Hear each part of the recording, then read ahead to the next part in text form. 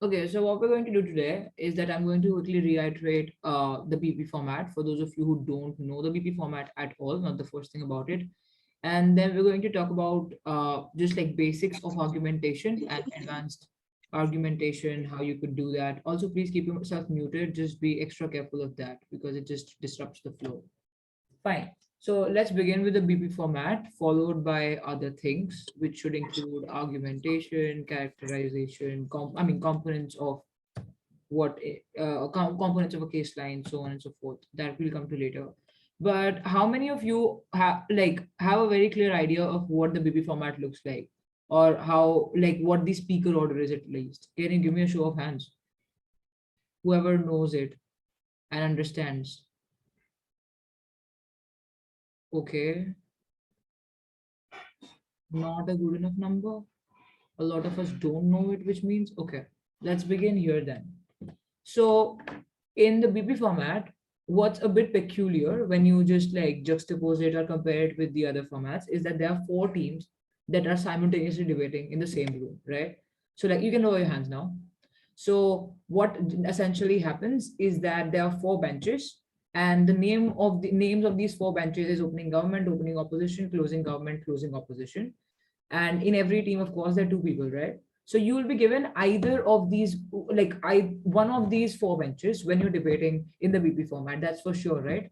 And in a tournament, it just keeps changing, and it's not according to your discretion, of course, that you get these benches, right? So it's my discretion as the tab team who I choose to give OG to, and it's not even my discretion. It's like a computerized system which would fairly allocate you all benches in order to ensure there's no unfair element that just disrupts the likelihood of you winning. So it's like if I have been given OG in the first round, it's likely that I'll get OO in the second, CG in the third, CO in the fourth. So that's a cyclic way of how things go, all right? And that's like all computerized. But the thing is that you will have to master all the benches if you want to ensure a good feat in a tournament, because you are given all of these benches in a tournament. It just so happens that some of the benches you play more than the others, because if there are 5 rounds, which is generally the case in most tournaments, then what ends up happening is that I get CG twice maybe, and the rest of the benches once each, like one. I get yeah, so CG twice, and the other roles I have to play just once. So there might be an overlap in one of the benches. You might have to just assume the role of a particular bench twice, but then mostly it has to be all the benches, and it's like I said, it's a balanced mix of which benches you're going to get in which rounds, which is why it's important for you to understand the rules that you're supposed to play given the bench that you come from, right? Which is why it's essential that you understand what the speaker order is. It's essential that you understand how the opening half is different from the closing half. But before that, what is the opening half and the closing half in the first place, which is what I'm coming to. So if you look at this, I think it's a very clear structure, which is just to a very large extent self-explanatory. If you look at this is opening government, right? So opening government in a room would start the debate. Cool. So the proposition side always starts the debate, right? Regardless of the format, be it conventional debates, turn courts, whatever. It's mostly proposition side that begins with the debate. And it's this exact same case here. So the opening government has the prime minister and the deputy prime minister. Those are the two roles within opening government. Cool. So those are the speaker roles that are a part of the OG bench. On opening opposition, you have leader of opposition and deputy leader of opposition, right? So the speaking order now would be like this. It's always alternative, okay? So the prime minister delivers their speech from OG, which is followed by the LO speech from opposition, which is followed by deputy prime minister's speech from government, which is OG, and then deputy leader of opposition speech from OO. Do you get this much? The opening half and how it goes, right? I think it's pretty easy. So just look at the arrows and you'll be able to follow. So PM followed by LO, followed by DPM, followed by DLO. Fair? Now, once the opening bench case has been concluded, and once both opening government and opening opposition have engaged with each other, the closing bench debate starts, and there's no gap as such in between, right? So it's not two separate things happening. It's still like the same debate, but it's just that we make this distinction between opening half and closing half, and I'll tell you later why that is. Because opening half is very different from the closing half in terms of the responsibilities it assumes, or these benches assume, right? Or what they're supposed to do as opening and closing benches. That's why the difference. Otherwise, there's no break. There's no 5-minute break, 10-minute break in between. It just goes on the debate. Once opening half concludes, so if DLO concludes and I'm the adjudicator, I'll just immediately after DLO speech call the member of government from CG to initiate a case from side CG. Okay, so there's no break, there's no like rupture. Okay, so then after OO's last speech, which is the DLO speech, you immediately after that start with the MG speech, which is like the member of government speech. Okay, and again, I will tell you how OG and CG are different if both of them are government, and how OO and CO are different if both of them are opposition. But first, understand the rules. So if in OG, the first speaker is called Prime Minister, on CG, they are called the member of the government. These are two different rules.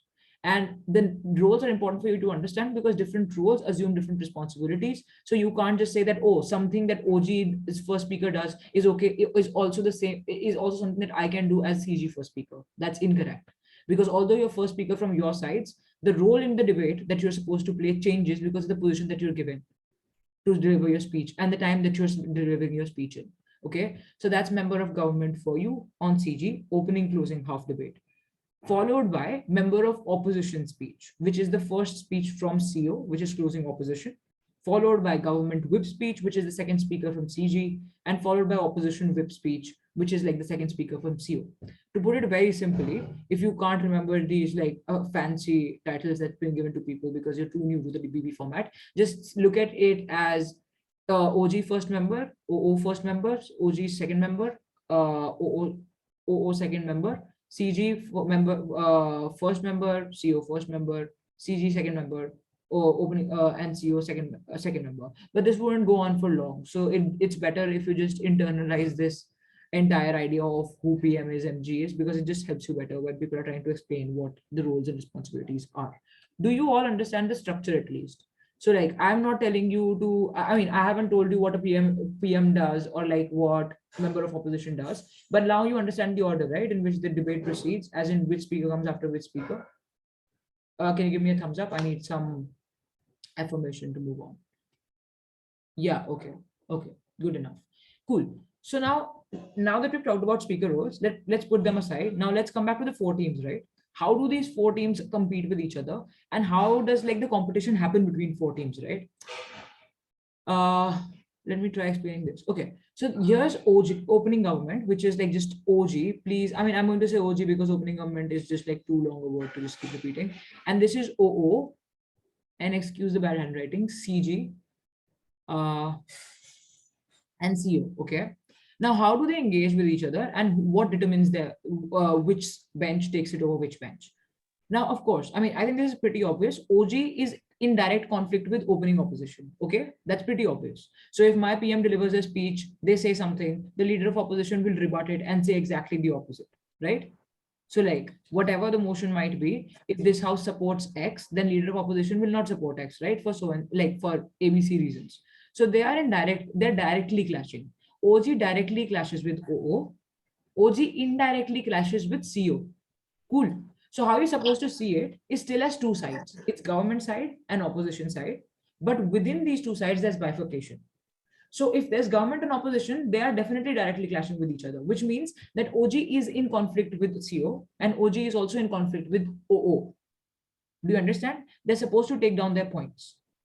But CG and OG then, who come from the same side, what is their conflict? And is it my responsibility to take it over my closing bench as well, which is from the same side as myself? That's something that you might not understand right now, which is why I'm going to talk about this at length.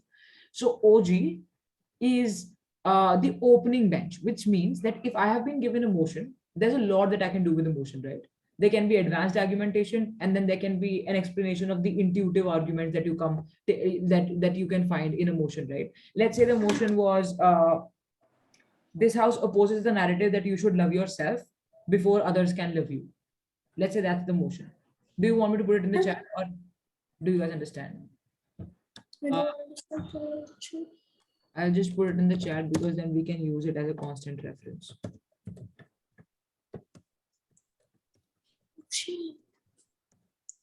Somebody is unmuted, which is kind of disturbing.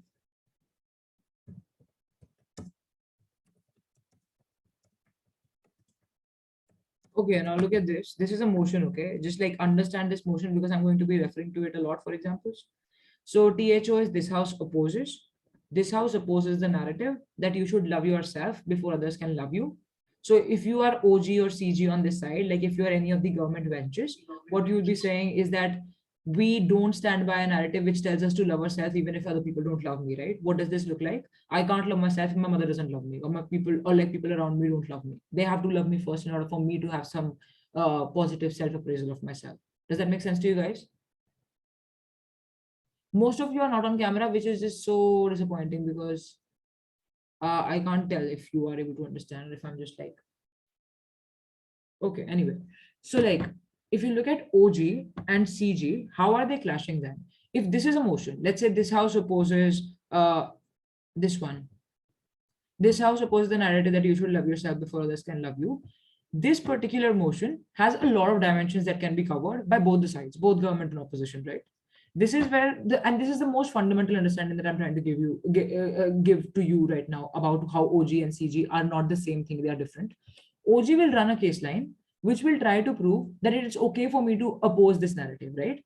But CG will have to extend on OG's case line. Do you understand? Both of them are from the same side, OG and CG, they're government benches. But CG will not take it over OG unless they give me positive extensions on how their case is better than OG's in terms of analysis, explanation of why you oppose something. Do you understand? So it's just the clashes between the same bench, like benches from the same side, which is OO and CO together, OG and CG together. Although they are from the same side, one thing that's for sure is that they can't contradict each other because they're not against each other as such. They're just opposing the same thing because they come from the same side. What they're doing is ensuring that that they make a better case from that particular side, so that they take it over the other bench that is also on their side. So if I have to win this particular debate as CG, what am I supposed to do at the end of the day? I have to directly clash with CO, which I can very easily do because my member will go, then their member will come, then my whip will come, and their whip will come. So there's direct clashes of arguments, and people will be able to tell who. I mean, there's direct. This is like any other debate, right? I go first, somebody else goes second, I rebut them, this, that. That's easy. So CG taking it over CO is pretty obvious and intuitive to all of you. But CG should also take it over OO. Okay. And then CG should also take it over OG, even if it's the bench which is from the same side. Because at the end of the day, it's a competition and one team is supposed to win. So you have to ensure that your case is strong enough to take over all the three benches. And I'm expecting a smart question here, which hasn't yet come in. So I'll just engage with some questions before I move any further about the structure of the format. Are there any questions so far? Ishan? You said that since there's only one winner, the team needs to also clash with their opening or closing side. But since we are at the same stance, so how do we like take one over that team? So are you saying how does CG take it over OG because they're the same side? Yeah, same Yeah. stance. Okay. So that's how that's what I was explaining, right? When you give an emotion, there's multiple arguments that you can run. Do you understand? Okay. Like I could run an argument which says, okay, let me just give you an example. So if we just go back to the motion that I just shared in the chat, which says this house opposes the narrative that you should love yourself. One reason I could give for this particular thing of opposing the narrative is to say that one can't love themselves, or one would be extra critical of themselves, right? If they are to love themselves, even if nobody else shows that validation, right? Yeah. But secondly, I could run a very like a society based argument where I could say that, look, we are wired in a way where we seek validation, and humans oftentimes feel good about themselves only when they are in good company and only when Yeah. they, right? So in that case, my argumentation is on two levels. One, individual, as to how I'll be extra self-critical, but secondly, on the idea of how humans are wired and how socialization in general works, right? Even if I love myself, Yeah. others don't, that loving myself doesn't really intrinsically come to me or give me any happiness. So there's no point in loving Okay. myself that way, which means that to any argument, like to any given motion, there's always going to be a new extension that you can introduce in the debate to show Yeah. that I am better than OG. Although what OG is saying is relevant, we as CG bring points which are more invigorating or more of Okay. like a value addition to the debate, which is how Got you it. win it over CG. But then how does OG take it over CG? Even before knowing what CG is going to deliver in their speeches, because OG doesn't have the privilege of listening to the CG and CO speeches before their own, right? They're opening the debate. So now they have to be smart, right? They have to ensure that they don't miss out on any smart argument that the CG might like leverage for their win. which is why it's OG's burden to have a very holistic, comprehensive case. Can I make an economic argument on this? Can I make a culture specific argument on this? Can I take a political outlook on this? So I have to be very like exhaustively thinking about the motion if I'm OG, because if I miss out on some good argument which CG might run, they'll easily take it over me, right? And the second mistake that I don't want to do as OG then is to like not analyze my arguments, right? Now, what you need to understand in parliamentary debates is that, and what like distinguishes parliamentary debates from other debating formats mostly is this: rhetorics don't work in parliamentary debates as much, and fancy flowery language doesn't work either. Which is to say, no matter how fanciful your verbiage is in explaining something, unless there's solid reasoning in simple language which adjudicators understand, your argument is not going to win. Which is to say that no, I mean, you don't want to throw around quotes. You don't want to say that, oh, some great person said this about this thing, that's why we should win. You just have to tell us what your perspective is of things in terms of what is your reasoning you apply for to tell us that you oppose the idea of self-love if others don't love you. If you are able to do that without any references, without any statistical data, we're good to go. Which means that analysis is paramount for you to win in any parliamentary debate. If you, let's say, you make an argument, for example, people will become extra critical of themselves, and if they are unable to like ensure self-love on their side, they'll feel more guilty about it, that I can't give myself the happiness that I'm supposed to give. So if you make that argument but you don't understand, like you don't explain why guilt trip might happen, you just say that guilt trip will happen.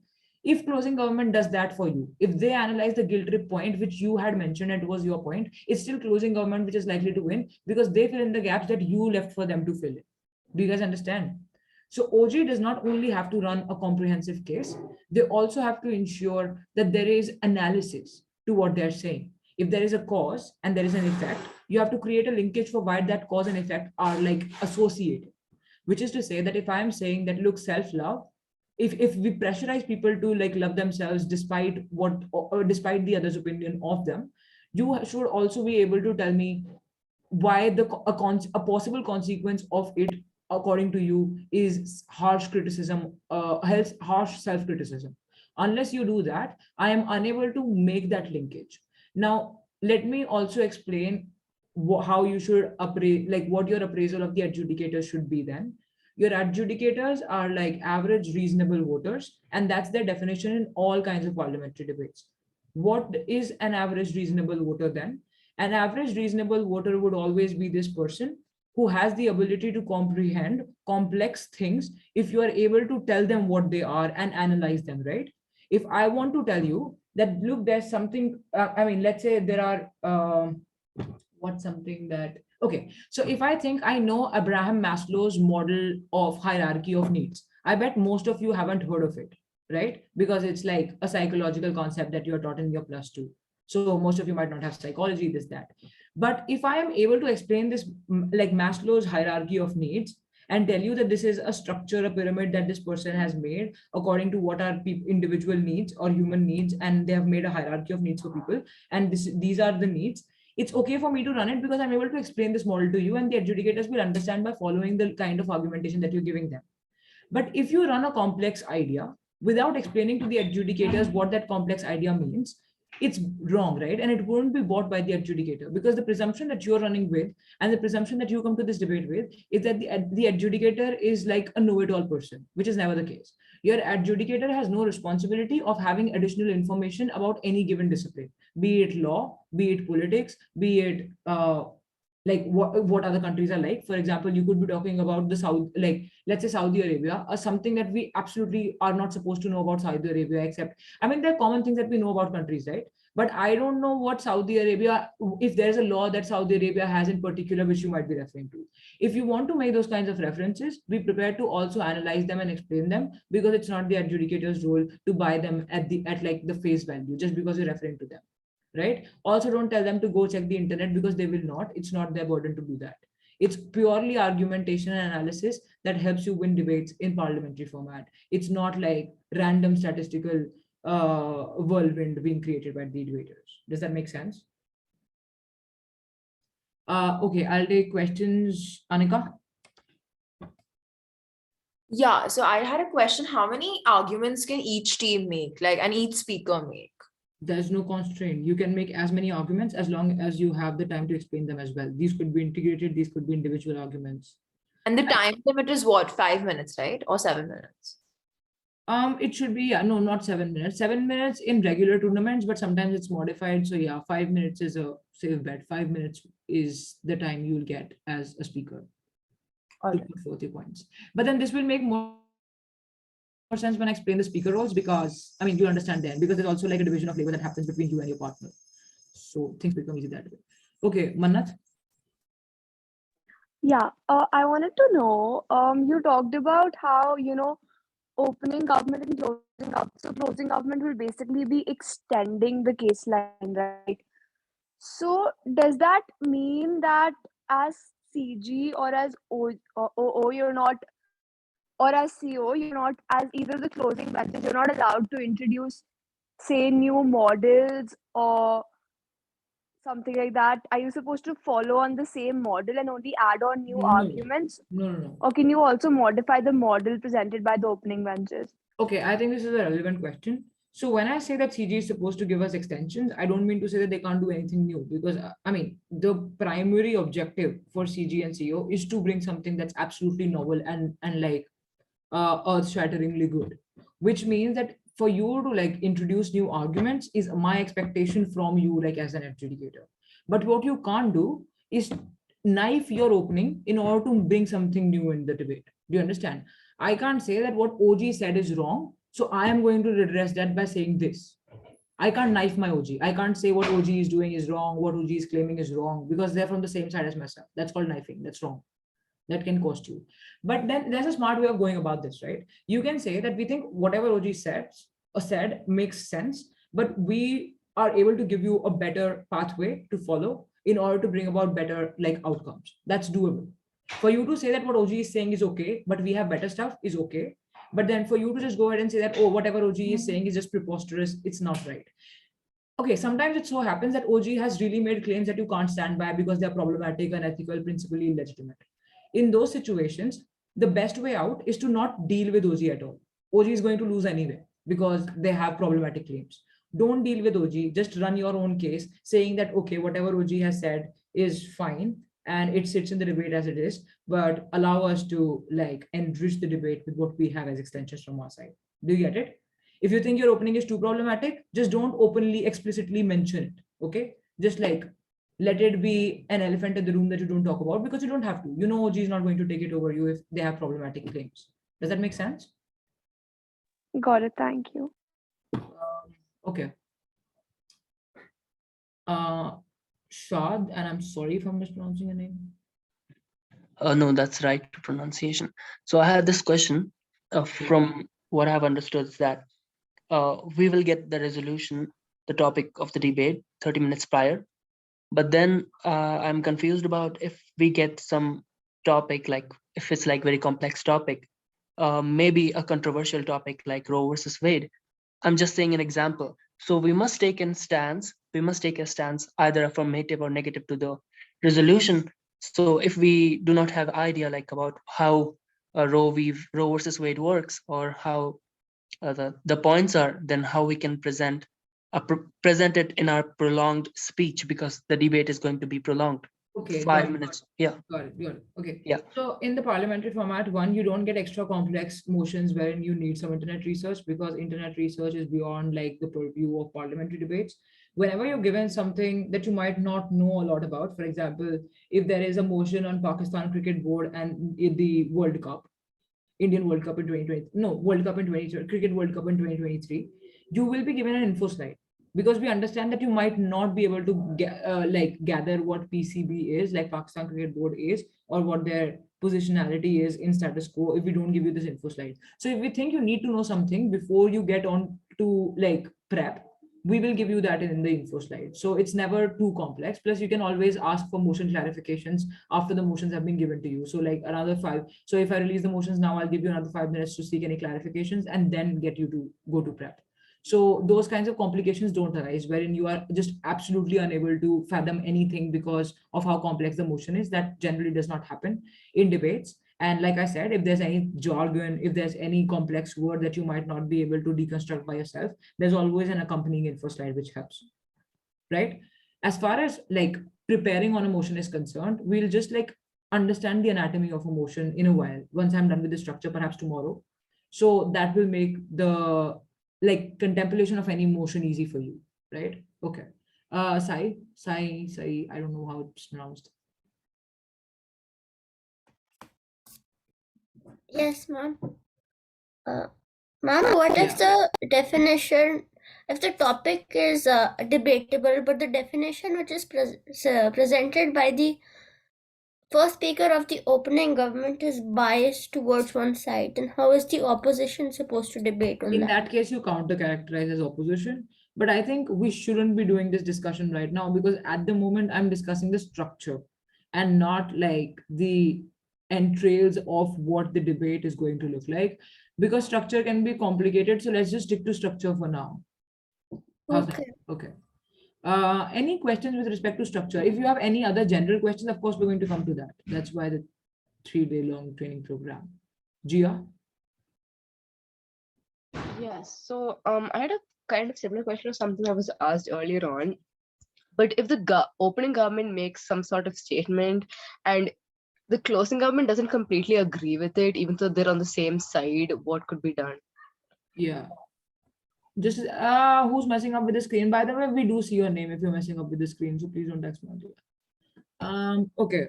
You're saying, I mean, you'll have to come again with the questions. This screen thing you just told me. Yeah, that's okay. So basically, if the opening government makes some kind of statement or they give something like not a statistic exactly, but they mention something, and the closing government doesn't completely agree with it, even if they're on the same side, what could be done in that situation? Yeah, just- so like I said, right, sometimes you just can't agree with your opening bench because of how problematic they have been. They could be running discriminatory arguments, they could be running unethical claims. Yeah. So in that case, you don't just have to mention them. So inherently, it's a tacit acceptance of OG law, like OG losing this debate because they haven't added any quality or value to the debate because of how problematic their claims were. But Okay. you don't have to foreground it, because if you do, it'll be knifing, and you don't necessarily have to do it because you're anyway taking it over OG if your case is better than them. So don't explicitly say that they are wrong. Okay. Thank That's you. what you're supposed to do in this situation. Yeah, thank you. Emma, Yeah. My question was regarding the structure itself. So, what is the extent of the argument between perhaps CG and OO or CO okay, and thank OG? you. Thank you for asking that question. That was the question I was anticipating. I'm going to come to that. Yeah, that'll require some explanation. Advait. Okay, Yeah. maybe I'll pronunciation. So if the OG does something bad, will the entire government be affected, or will it be like each group will be judged differently as in like OG and CG will Got be it. Yeah, okay. So if OG messes up, good for you if you're CG, because you are supposed to win as a team, which means that whatever OG does not impact you because you're supposed to win it over OG. So every team is always singularly assessed for how much merit there is in their claims and assessment of like the motion. Cool. And So if you have a point over OG, as in like you have a point which you've noted down, you were prepared to say it in the speech, but OG makes a point contradicting whatever point you were going to put up. Would you continue to put up that point, or would you not? I didn't get the question. Could you come again? So like if you have prepared a point to put in your speech, but the OG like brings in a point which contradicts the point which you were about to put in, would you still put that in No, nevertheless? so OG has already made certain claims, and CG Can't go speeches back. come after OG speeches, right? Like I said, you can't contradict OG through your Okay. claims. So your extensions have to be bent in a way where they're not being like explicitly contradictory or like in contrast with what OG says. That's wrong for you to do. You can't knife OG. Okay, lower your hands for now because I'm going to answer that question that I said I will before Advaits. Yeah. So now a very legitimate question here is this. How do you think? Okay, now OG delivers their speeches and OO deliver their speeches and they directly clash. CG and CO directly clash. But if I'm supposed to, as OG, also take this debate over CO, how am I supposed to do that if we don't have, if as OG, I have absolutely no clue of what the CO is going to say when I'm delivering my speeches? And when the CO is delivering their speeches, it's already too late for me as OG because I have no more speeches left to deal with CO. Do you get the complication here?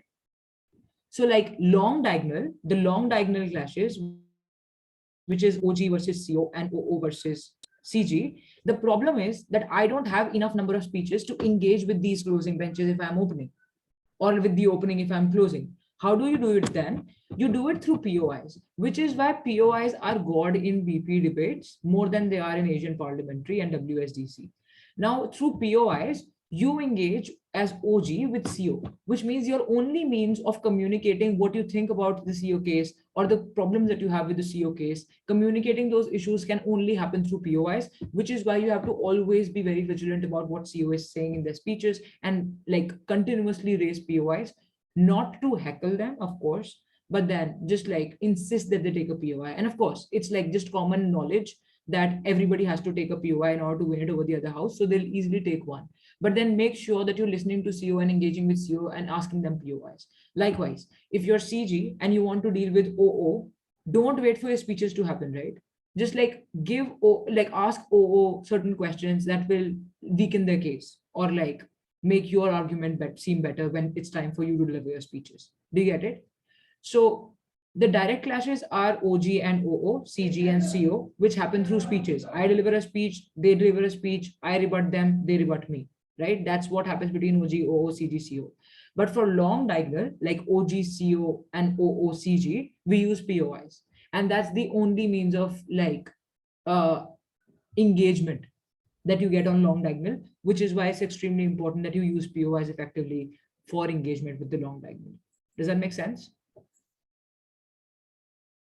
Okay. Cool. I think we should move on if there are no other questions with respect to this like structure only. Samarth? Miss, my question is basically, example, I'm in the opening opposition. Can I give a POI to the closing opposition as essentially I'm going Okay, against good them? question. Okay. So you can only ask POIs to the bench that you're opposing, which Okay. means that I am as OG, the two benches that I'm against is OO and CO, so I can ask them both POIs. But I can't ask CG a POI because they're on the same side as myself. Likewise, OO can't ask CO a POI and vice versa. Okay. Thank Right? you. Okay. Earth, is that how her name is pronounced? Yep, that's correct. Okay, so my question was that in Asian parliamentary, there's this thing, right, that if your teammate has asked a POI, like raised a POI, so you can't raise another POI for like next 15 to 20 seconds. So in British parliamentary, if opening government has has raised a POI, so as closing government, can I raise a POI within next 20 seconds or not? 20 seconds gap is just like good for any given format because before that it's just considered heckling and it also disrupts the flow of the speech. So that gap is necessary. Okay. Harish. Are there any fixed number of POIs to any team? There's no like, okay, so mostly people won't take more than 2 POIs, right? And they will specify before they start with their speech who they'll take a POI from preferably. So they'll say, I'll preferably take it from long diagonal. And if they don't have one, then my immediate clash can also ask me POIs. Or my immediate like opposition can also ask me a POI. But they will specify that. And it's generally not more than 2 POIs. I think 2 POIs in one speech is good enough. Lavanya? I'm sorry, I joined late, so I don't know if this has been addressed before or not. But in Asian parliamentary, we have reply speeches. Does British parliamentary also have reply speeches or something like that? British parliamentary debates do not have any concept of a reply speech. The speeches are like, you have these many speeches. You have 8 speeches and they're all here on the screen. Okay, thank you so much. Yeah, you're welcome. Anika? Yeah, I just wanted to confirm that the only way the two teams in the same side can actually tackle each other is via extending their respective arguments, right? You can't rebuttal or you can't even ask POIs, right? Yeah, if you're on the same side, you can't rebut. I mean, you don't, yeah, you can't rebut, which would, I mean, rebutting is just basically you saying that their case is inferior, which you can't say. No, you can say their case is inferior, you can't say their case is wrong. Do you get it? There's a difference. You can say it's of an inferior quality and we can give you better analysis of what they said. You can't say that what they're saying is wrong and we want to redress that, Yeah, all right. Thank you. right? Okay. So if there are no other questions, please lower your hands. I think we can move on.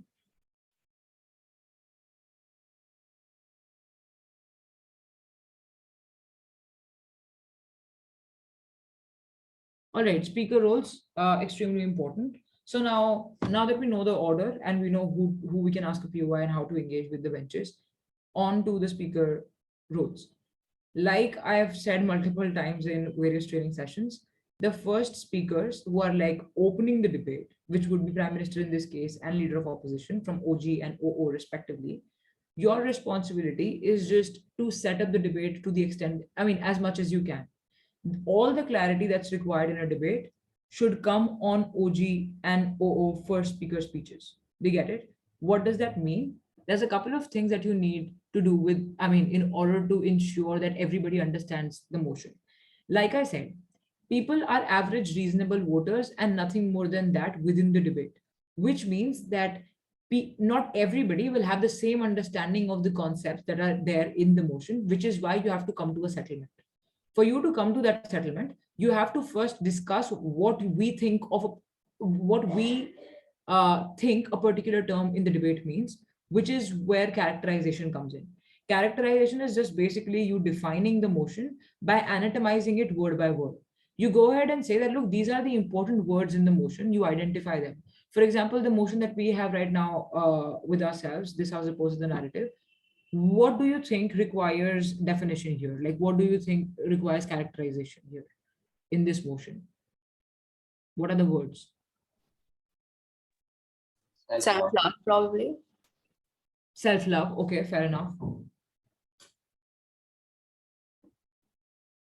Do you think there's anything else that you might have to define in order to initiate this debate or before you go into the argumentation bit of it? When What we you would say categorize? others, we can also define others. Like, what do you exactly mean by others here? Yeah, you could say these are, yeah, I mean, you could specify that other by others, we mean immediate group and not like people sitting afar or some other country. Yeah, okay, you could make that specification. Fair. Nishka? Yeah, we could probably be like, what is the exact narrative about loving yourself? And then we could define what is the narrative currently about how others can love you and like what exactly does it mean when others love you? Yeah, okay, fair point. And note this, right? When I say define something, even if you think self-love is very self-explanatory, which it is, I mean, just loving yourself, appreciating what you do, embracing failures is self-love. Mentioning that is okay, but to add flavor to like your definitions and to convince the adjudicators that you know what you're saying and what you mean when you say self-love every time in the debate, you just want to give instances from the real world that we live in. That just makes your definitions more solid. Examples as in panel, what self-love looks like in the world that we live in is perhaps people not being bogged down by the number of likes they receive on Instagram, right? And they keep going. Now, one way of, I mean, the government could, I mean, there are various ways of saying what self-love is. Some people might say that people absolutely shun their Instagram accounts or any social media platforms because now they don't need validation at all, right? And Instagram, more than sharing your life instances, is about validation from others. So one way of showing self-love is just like being in the real, I mean, engaging with people in real time rather than having social media accounts. But for somebody else, self-love might just be being on social media, sustaining yourself there, despite the trolls and criticism that you get along the way. Do you get it? That's two different understanding of self-love. One person is saying that just absolutely abandoning your social media because now you don't need that kind of validation would count as self-love. But somebody else could say that no, keeping yourself on social media, ensuring that even when the tide is against you, you maintain your calm and don't abandon like losers the platform that you were on, is what self-love is about. Do you guys understand? Now, these are two contradictory like opposing claims where I'm saying I could or could not have a social media account in the name of self-love. But then both of the examples are okay insofar as they have a reasoning to back them, right? Does that make sense? Because this is everything that you need to know about characterization. Characterization could be to, like I said, right? Now, when Anika said we need to define self-love, some of you might have thought that it's very, very simple, and such simplistic things don't need to be inserted. I mean, we don't need to insert these simplistic things, but then understand that the nuances that debaters can bring into the debate can make self-love to opposing things, right? Which is why it's important for you to define what it is to you, which is where definitions come in, and which is what is meant every time a person says, oh, you need to characterize in the debate. So characterization is just like fancy term for defining what the various terms in the motion mean to you. Coming on to the second component of introduction then and setting up of the debate. And right now, what am I discussing? I'm discussing in the first speaker role, the components of a debate. And within those components, it's all for setting up a debate, right? First thing you need is your characterization. It's highly and dependent on status quo understanding, which is what I'm going to come to now. Now, status quo analysis is just basically me first contemplating where is this debate happening, right? Can you guys guess and put in the chat? Don't just like start unmuting and saying things at the same time. This I suppose is the narrative that you should love yourself before others can love you. Where should this debate happen? What do you think should be a context? Now, this could be a time-specific context. This could be a space-specific context. Or where do you think it should happen? Mental health wouldn't be a context. I'm asking, where is this debate happening? Like, what is the locale of this debate? In a school, that's a very restrictive location or like context. Online, offline, social media. Any other guesses? People who might have done BPs before, do you have any guesses?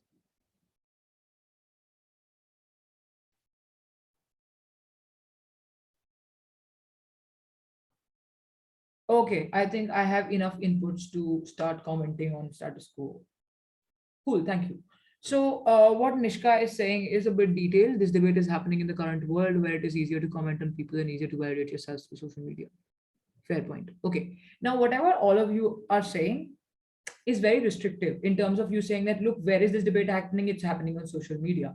But then everything about love and validation and self-assurance does not come from social media, right? So you cannot restrict the debate to a very huge extent without giving an explanation for why you think it's fit for you to do that, which is why social media, universities, schools cannot be locations for your debate.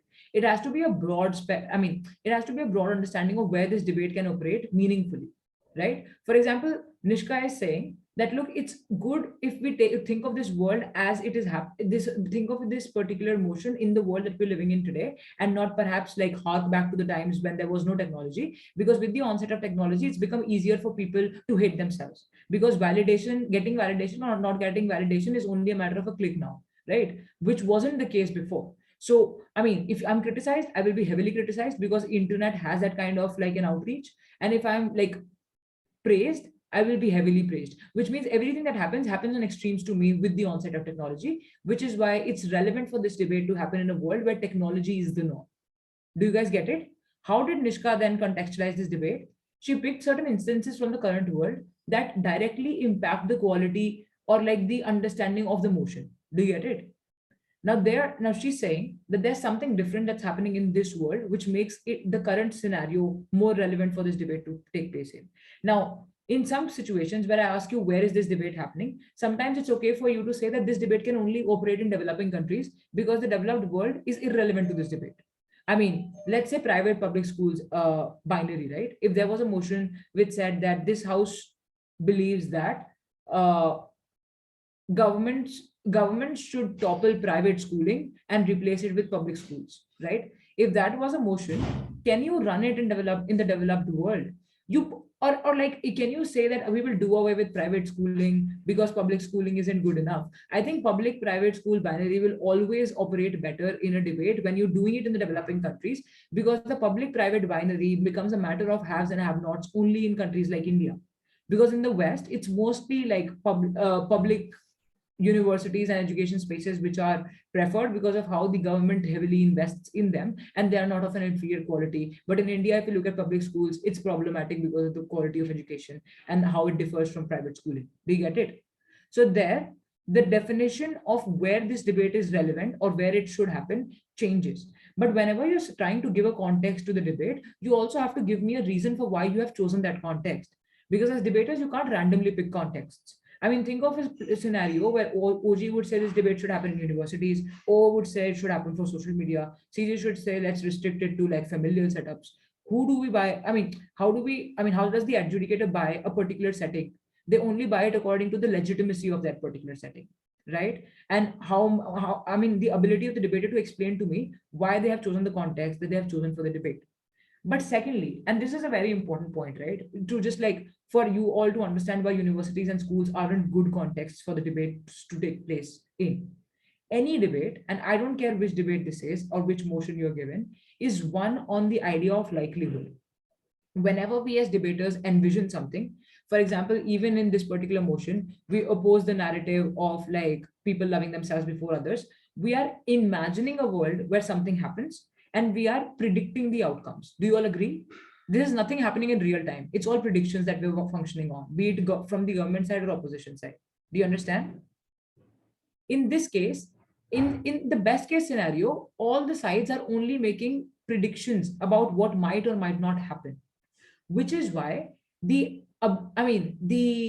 victory lies with the person on the side which is able to prove that their prediction is more likely to be true, because and by proving a likelihood analysis of it.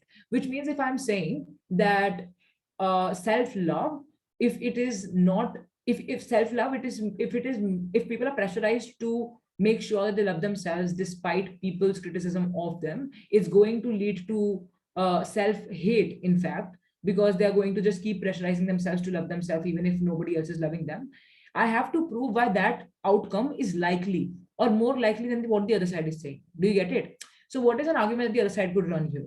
They could say that only when people start loving themselves, they exude the confidence that like attracts the other people towards them. They could say this, right? That you first have to appreciate yourself so that you can work on character growth, etc. And the character growth then ensures the people also side with you, right? They could run that argument. So they could say that character growth happens only when you love yourself exclusively, regardless of what the others say. We are saying character growth happens when people don't just love themselves out of the blue, because that can lead to just like, even, I mean, what if radicals and conservatives start loving themselves regardless of what others say, right? People also become less receptive. People also become less receptive to change, which is why the personalities don't evolve. Do you guys understand this argument from government? I am saying that if I love myself, no matter what the rest of the world is telling me, this would look like Hitler not listening to the rest of the world and doing what he likes, right? Or radicals or extremists going ahead and creating the kind of violence that they create, regardless of how the society suffers. Sometimes considering what the other people say of you is also important for character growth. This is something we could say from the government side. The opposition could say to that clash, to create a clash, they could say that no, character growth happens when you stop thinking of yourself as a person who is always putting the keys to their happiness in others' pockets, because then you are able to work on yourself, and like common setbacks aren't common. Because if I think about the other person, and if my validation or my self-love is dependent on what the other person says of me, if my mother appreciates me today, but then she doesn't yet tomorrow, it's likely that my self-concept will never evolve. So now the clash is evolution of character, right? And both government and opposition have different claims. But then who is going to win? The person who proves that the likelihood of one thing happening is better than the other thing happening. If I on government am able to prove that there is going to be more self-doubt than self-love, I will take the debate. But if opposition proves that no, people will become more self-assured and that's going to lead to better outcomes, they will win the debate. But in this case, okay, there's a lot of hands raised. Do you guys get this? I mean, it was a bit complicated. Did you understand what I was trying to say? Like likelihood. Do you understand likelihood now? So likelihood is often, I mean, everybody's going to say that if something happens, something else is going to be a consequence of it. But it's also about you proving that this consequence is likely to occur, right? I can't say, okay, let me give you an example. I can't say that if I want to change the world, or if I want to change people's, let's say if I want to make people more sensitive to the environment, I can't say that I will introduce a carbon tax of like a rupee, annual carbon tax of like 1 rupee for every person, because that's ineffective, right? What is the plausibility of people's attitude changing if they have to pay 1 rupee for an entire year's like I mean, if they pollute the environment for entire year, I mean, I'd still go ahead and pollute the environment for my economic prosperity, and I'll give that 1 rupee fine, right? Do you guys understand? The likelihood of the change that I'm claiming will come is very less, because 1 rupee is not good enough of a deterrent for people to stop polluting the environment, which is why the problem will remain and the solution is ineffective, which means likelihood is not proven in this case. Does this make better sense? But if I say everybody is going to pay a carbon tax of say 1,000 rupees if they pollute beyond a particular point with their vehicles or industries or whatever, that might be effective, because I will rethink my choices if I have to give 1,000 rupees for every time I drive my car to a place and create pollution. Do you get it? Do you understand likelihood now? I hope you do, because it's very important.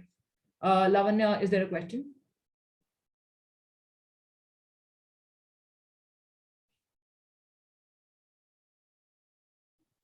I can't hear Lavanya if you're saying something. Sorry, I just lowered my hand. No question. Okay, Shad. Yeah, I had a question that what if, okay, let's say the topic is loving yourself, or the same topic we were discussing right now. So what if the affirmative position says that it's not necessary, but then the against position, they say that no, these are the stats that we have seen psychologically there is an impact, that if people love themselves, there's a better outcome, they are good at work and all stuff. What if the affirmative position then fires the question, where do you get the stats from? Provide us the data and all stuff. How do we do? Like I said, parliamentary debates will never work on data. They will always work on us predicting outcomes and then proving the likelihood of it. And how do you predict something? Based on how people are likely to respond. For example, if I say, okay, if I am teaching, I mean, if I am unable to communicate the ways of effectively debating here to you in this session, I can predict that the footfall will slowly decrease in these sessions. How am I making that prediction? I am keeping in mind the actor's incentive of being here. You as a person who is preparing for like a tournament which is bound to happen like next month, are here only to like understand debating better, right? If I'm unable to deliver that and discharge that responsibility, the footfall will decrease because the actors lose their incentive is not being fulfilled. So this prediction is based on some estimate which I make according to how people are likely to respond. How do you do that? You already know how stakeholders will respond if you do something to them. For example, if there's a minority community person and you call and you tell them that they're minority and thereby don't deserve any rights, how will they respond? What is your guess? Let's say, They will rebel, I guess. They would rebel. Yeah. So that's a prediction, right? Now you just have to analyze why that's likely and why you think it's okay for a person to fight for their dignity and the rebellion is justified. Do you get it? You predict according to what you think actors' incentive and motivations are and how actors are likely to respond. And then you justify it by telling people why you thought the way you did. Which is to say, it's all about the reasoning and the logical linkage you create and nothing about statistics here, right? We're talking about human behavior, which doesn't have to be backed by like stats. It can just be explained through words. Because we live in the same society and we understand like patterns of behavior and emotions. Do you get it? Yes. Okay. Manaswini? Would you recommend that we make more number of points, or like two or 3 points but with more depth or quality? Hey, make one argument, but it should be thoroughgoing. It should have every like analysis from like all angles, right? I'll tell you how an argument can be enriched and how an argument can also branch out into various other arguments. So it's not like clear cut understanding of me having 3 arguments. Sometimes they're so integrated that you can't even tell one argument apart from the other. So like don't obsess over a number, just like seek quality in what you're saying. Okay, thank you. Yeah, Lavanya?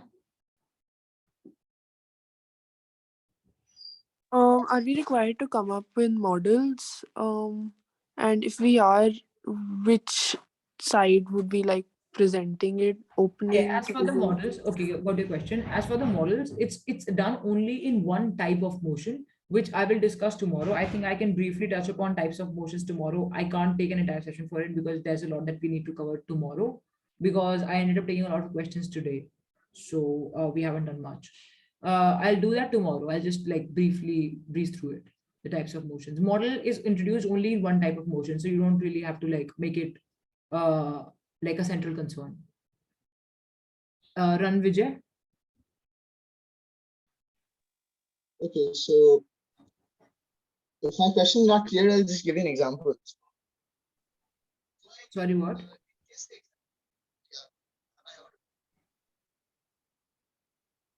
Could you come again with your question, please? So suppose the motion is something like XYZ should be banned or something like that. So am I just supposed to like Just one second. Is everybody else able to hear Run, Vijay? Because I'm not. No, No. right? No, he's not. No. Could you please come closer to the mic or something? I mean, it was okay initially. Yeah, can you hear me now? Yeah. Much better. Okay, so my question would be, say the motion is to ban XYZ or something like that, something in that line. So am I expected to just elaborate on my reasoning on why it should be banned or Again, on the principle or yeah. how we're going to enforce it and stuff? Yeah, sure. Okay. Again, this is a matter of which type of motion gives what burden to you. Bans motion has like, it's a separate type, which has, I mean, there's a way of dealing with it, which is why I'm saying I'll cover the types of motions tomorrow where you'll have more clarity on this question. We'll do this tomorrow. Right, thank you. Yeah. Right, thank you so much. You're welcome. Anika? Yeah, I didn't quite understand what you mean by likelihood. Could you, and what it refers to? Could you briefly explain that again? Okay. Any debate that you go to would always be based on predictions, because nothing that we're talking about is actually happening in real time. We're just talking about it and we are making guesses. Now, these are not wild guesses though. On both the sides, we are making calculated guesses according to how people will respond when we initiate a certain policy, when we initiate a certain school of thought, or when we introduce a certain school of thought in the society, right? In which case, anytime I do something, I have an observation on what the consequences of doing that particular thing will be. I only have to verify that the consequences that I'm coming up with are ones which are more likely to occur than what the other side is saying. So, of doing one thing, there could be multiple consequences. You will say consequence A will happen, opposition will say consequence B will happen. Your responsibility is not just to enlist the consequences that happen on your side, but also prove why consequence A is more likely to occur than consequence B because of certain reasons. Do you get it? So like if I say that this house regrets the glorification of motherhood, which is like just my stock motion, which I refer to, if on the government side somebody is saying, no, let's just stick to the motion that we have actually, it'll just like elongate the process. This house opposes the narrative of self-love. I'm referring to that. Now, if government is saying that, look, self-love can often lead to character stunted growth, right? Because think of it as radicals. It's not always, I mean, it's so, listening to society is not always bad because they also tell you good things. So if Hitler would have listened to other people, he probably would have been less harsh on like and less brutal and dehumanized, right? Likewise, there's a lot of other people in the radical that world that we live in today who can really use the societal outlook on their conduct, which is why we think character growth is stunted on the government side. Opposition might go ahead and say that no, character growth happens better when you stop listening to people, because people say a lot of things, right? Which is why you're likely to get confused. If you just keep listening to people over and over again, you'll keep changing your mind as and when you listen to different opinions which you don't want in your life. So the clash here is character growth. What is government saying? That it's stunted. What is opposition saying? No, it's promoted. Who wins this particular clash? What is it based on? It's based on likelihood. If government is able to prove that stunted character growth happens more, and what opposition is saying about character growth does not happen, then government will take this debate. For example, if government goes ahead and rebuts this point of the opposition, where they are able to prove that, look, Hitler, let's just stick to the example of Hitler, right? If Hitler won this if Hitler listened to the people around him, if he was more compassionate and empathetic, it would have been likely that he would have changed himself, right? Which is why we think character growth happens. If they don't counteract this argument from government as opposition, it's likely that government will take this debate because they have proven a certain point, right? And they have proven likelihood through instances and explanation and reasoning. Does that make sense, Anika, now? Yeah, but again, like, what is the part of likelihood here? Like, is it the fact that you have to prove your point, or like you have to basically prove the consequences, right? That's about it. Yeah, no. So if I'm saying, okay, if I'm saying that Hitler as a person, or let's just say radicals, extremists, where are extremists moderated and where are they made more social than they are? Where are they less anti-social and less of a problem to the society, on Gov or off? Gov is saying it's better on our side of the house because if they listen to other people, they will also change themselves accordingly. Opposition is saying no, that will not happen. Growth will be stunted. We can say on government that we are okay to compromise on growth sometimes, as long as people don't end up becoming radicals. That's a trade-off you make on government. Do you get it? So if I am saying that I'm okay with on opposition people not having a certain sense of elevated growth as long as they're not radicals, because a society of mediocre people is still better than a society of radicals. I take this debate because I have proven that even in my worst case scenario, what opposition says will happen, we are okay with it. Which is why I have one likelihood. I am saying I'm fine with either circumstances. In either way, my outcome is a better outcome. Do you guys get it? Anika, does that make sense? Yeah, it does. Thank you. Right? Okay. Now, I think just hold the questions for now, okay? Because we need to cover the speaker roles first. Cool.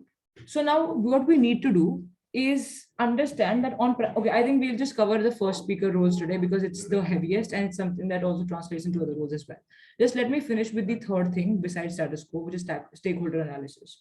Now, stakeholder analysis is just basically you identifying the actors or people who will be impacted by the debate that we're having. For example, if it's a political debate, who are the actors in your debate who are impacted? Maybe it's the government, it's the citizens or the voters, right? And it could be other actors as well, like social movements. Social movement can be an actor. Don't think of it as an individual actor all the time. It can also be a collective actor. So identifying the actor is only identifying how many people are involved in this debate. How many lives am I impacting by saying what I'm saying through the motion? That's stakeholder analysis. So the first thing is for you to do is identify the number of actors that I'm supposed to take care of. For example, in this debate, this house opposes the narrative of self-love. What we need to do is understand that this debate is about the society at large. So society at large becomes your stakeholder. That's something that you will have to specify. But you can also like niche down your stakeholders into particular people. You can say this debate is particularly about stakeholders which are minority groups in a country. Do you get it? Because self-love becomes problematic. I mean, self-love is very easy for rich people to have because they have fancy things, everybody around them is good. And like self-love is just easy for me to have when I have the privilege of wearing the best stuff and being the best situations and conditions and never having to face any hardship.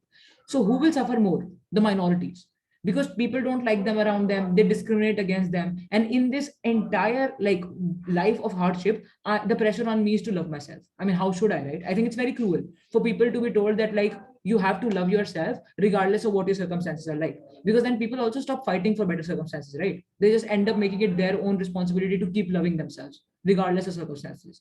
So I could say that my particular stakeholder in this debate is minorities, because minorities are the most relevant people here who we need to think about in this debate, because rich people are not a part of this debate. Rich people will be better anyway, right? They'll be better if they had self-love, and rich people will always also be better if they're told not to have self-love, because either way they are loved by the rest of the society, which is why self-love is attained by them on both sides, government and opposition. What is this debate about then? Minority people, poor people, women, or like differently abled people who are not thought of as assets by the society. More often than not, they have to fight the society in order to make situations better for them, so on and so forth. So stakeholder is just basically you identifying who gets impacted by this debate, but who are the people that I genuinely want to help, or who are the people who will be the most badly hit by what is being proposed, right? And who do I want to protect? So that's your stakeholder analysis. Try to identify as many stakeholders as you can, and try to not antagonize any of the stakeholders, because the thing with the stakeholders is that the side which wins is also a side that has a very accurate estimate of how each stakeholder is going to respond to a certain thing. If I say that this house opposes self-love, it will be better perceived by the minorities. Can any of you give me a reason why? I like, why am I saying that? If you oppose this idea of self-love, regardless of what others say, I am saying it'll be better celebrated by minorities, and minorities will prefer this world. Can you give me a reason why?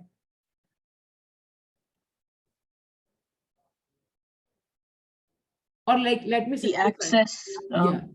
sorry, the access to self-love for minorities is lesser. They don't have the means to spend on activities that you would consider self-love. So that's why it would be well received. Yeah, so which is why you think government minorities will be okay with not with self-love not being pushed on them, right? Yes, exactly. Yeah, okay, fair point. Yes, that's why I'm saying this. I can't like practice self-love when I don't have the means to. I mean, self-love is also a matter of privilege at the end of the day. When I have enough food, shelter, clothes, I start thinking about stuff like self-care, self-love, which is, so you can characterize it as a privilege, which is why minorities are better off on our side for so and so reasons. And then opposition can also come up with like arguments for minorities. They can say that even if this debate has to be, so this is where I'm resolving a clash as well. Somebody asked me initially, how do we resolve characterization issues? If government characterizes a certain way, which we don't stand by, how do we do that, like counteract or countervail that characterization? This is how. If you agree with the characterization, well and good. For example, if government has said that the stakeholders in this debate are particularly minorities who are not liked by the rest of the society, I think opposition can easily make peace with that stakeholder analysis. You don't have to bring new stakeholders. You can say, okay, let's keep the stakeholders as minorities on opposition as well, because we think minorities are better off on our side too, where they are taught self-love. What is self-love? You don't have to have like fancy cars and Cadillac. You don't have to be like driving Cadillacs to ensure self-love. That's superficial. Self-love is knowing that what you're doing, even if it's you fighting for your community like Ambedkar did, or like coming back from London or wherever he studied to India to make things better. Just self-love is also celebrating the process of uplifting minorities, right? Which encourages you to do that more. Now, minorities have a lot of struggles in their life as per government characterization and the characterization that I gave. Opposition can co-opt that. You borrow that characterization and say that by government's own characterization, they are saying that opposition, that minorities always keep struggling, which is why for them self-love is even more important than the rich people. Do you get it? If you don't love yourself and you keep listening to the society, what is likely to happen is that you will lose all your faith in struggles and rebellions if you keep meeting failures. And meeting failure is a part of the process for minorities, because social movements don't become like roaring successes overnight. It's always a matter of like failures and then you bouncing back. The ability to bounce back is better when a person loves what they're doing and they have self-love and they don't care about what the others say, which is why opposition can also say that minorities are better on our side, which is how it becomes a clash. So now this debate will become about where are the minorities better off. That is why specifying stakeholder is important. Had you not specified the stakeholder, this debate would have been very generic. People just talking about self-love in general, about students, about social media, this, that. If you want to add value to the debate, if you want this debate to be advanced and above average, you want to niche down your stakeholders. Who are we particularly engaging with through this motion? The minorities. Do you guys get it? Yes. This was too heavy for like first timers, but like just like go back to the recording and replay certain things if you think there's still issues that you need to resolve. Okay, before I take any questions, I'll continue with everything else tomorrow onwards, because we're going over time and understand people have other commitments and classes. Please disperse if there are no questions that you have. I'll just meet you tomorrow. Thank you so much for sticking around despite the time, like the going over time here. Okay, so Thank you. whoever has to leave can leave. Whoever has questions, I'm happy to take them right now. Okay. Thank you, ma'am. You're welcome, guys. You don't have to say. Yeah, okay, thank you. Who do we begin with? Dhruv? Yeah, so I was asking, could you elaborate more on POIS, since I was listening to some of the past recorded sessions and Okay, so now what you'll have to do is go back to this recording of today's session and see it for yourself, because repetition is not possible given that we have very limited time.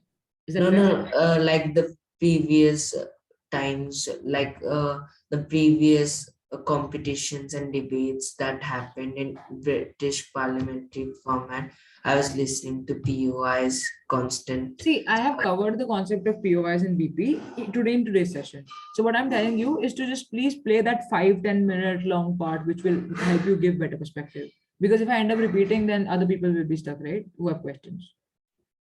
Okay, thanks. You're welcome. Okay, Ishan. So I had asked the person who conducted the session yesterday as well, when the qualifier sessions are taking place on this Saturday or on this Sunday, I actually have an Olympiad which starts at 2 ZIO. So could the qualifiers be preponed in some way or Okay, now anything this be is a done for that? logistics questions which will be taken separately. You can drop a mail for this, okay? And we'll get Whom back to should I you. mail? So there's a mail and there's a phone number. I can just I'll share the mail with you in the chat, okay? Yeah. All right. Who else? Harish.